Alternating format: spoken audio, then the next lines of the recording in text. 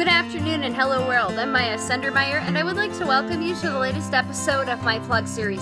So far I have been able to share my own experiences on what it's like for me to live with Asperger's syndrome. A second thing that I will do is give my 2 cents on what's going on with autism in the media. A third area entails providing tips and advice for anyone on the spectrum. I also will give tips and advice to their friends and their family members, peers, mentors, educators, employers, and anybody in the community. And finally, I cover topics on things that I'm passionate about on occasion that are not related to autism. But before I dive into today's topic, I have quite a few announcements. So number 1, please be sure to click up here in the upper right-hand corner. This is a TED Talk by a man named Jonathan Chase, and he is a musician on the spectrum that sees the world of music differently than any other neurotypical musician.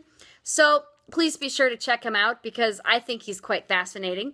I also would like you guys to know that I have written blogs that are practical application and scholarly, and you can find those on WordPress, and you can find out that information below. I also wanted to let you guys know that I can be seen at a couple of different conferences. So on April 21st, I can be seen in Chattanooga at the Chattanooga Autism Conference. And you can also find me at the Autism Conference and Exposition of Georgia, May 3rd and 4th, 2017. And finally, I wanted to mention again that tomorrow night, my blogs will be shown on, or they're going to be shown in a presentation up at Staten Island College in New York, and I'm really excited about that. And I just found out that they wanted me to do a FaceTime tomorrow night with them, so wish me luck on that. I wanted to do now is get into my topic. So most of the time you hear me talking about my experiences of living with autism and Asperger's. Well, I wanted to do something a little more relaxing, and I'm not exactly going to go off topic. It's going to be on topic because you guys need to hear this.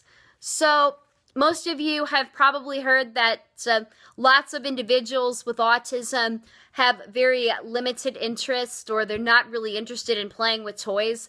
They do things like pick up a wheel or look at a wheel of a truck, and they just concentrate on spinning the wheel of that truck. And a lot of you hear stories that all they want to do is rock back and forth or run around in circles or talk about something on a consistent level. Yes, people on the spectrum do those things, but one thing you should know is that over time, and if it's taught right, people with autism can develop different types of interests. So yesterday, I ended up going to some events based on the Atlanta Science Festival, and that's going on all week. And I usually am ecstatic to go to those things because number 1, it's free, and number 2, a lot of those events are right on public transportation, and I can also gain access through taking ride shares like Uber or Lyft. So yesterday afternoon, I spent at a couple of universities. So first, I went to the Georgia Institute of Technology, and I spent learning a little bit about nanotechnology and nanoscience. And they had some activity tables. And one of the activity tables that I was the most intrigued by was about putting on a bunny suit, because right behind me there was a window of a special laboratory called the clean room. And in order to go into this clean room to do your work, you have to suit up into a bunny suit to protect the lab from getting dirty and from your clothes and your skin or any of the oils of your fingers from causing any damage, because this room is just so sensitive. And so I was fascinated with the room and the types of procedures you need to protect that room. And I also ended up becoming fascinated with a brain at a different location, which was Georgia State University.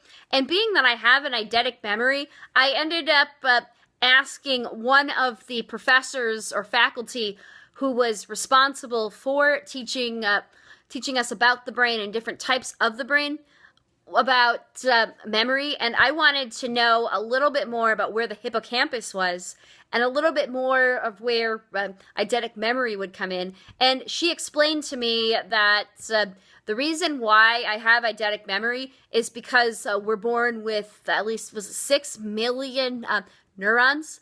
And usually for a memory to fade, some of those neurons just become detached.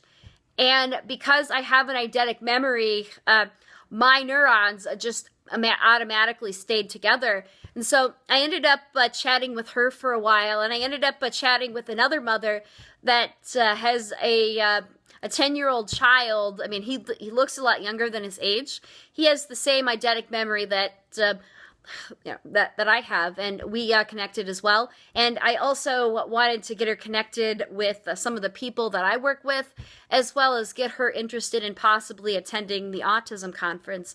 So we exchanged contact information, and I'm going to email her after I get done with these blogs. So anyway, I'm out of time for today. If you have any questions or comments on what I have just talked about, please do not hesitate to subscribe, and if you like what I'm doing, give me a thumbs up.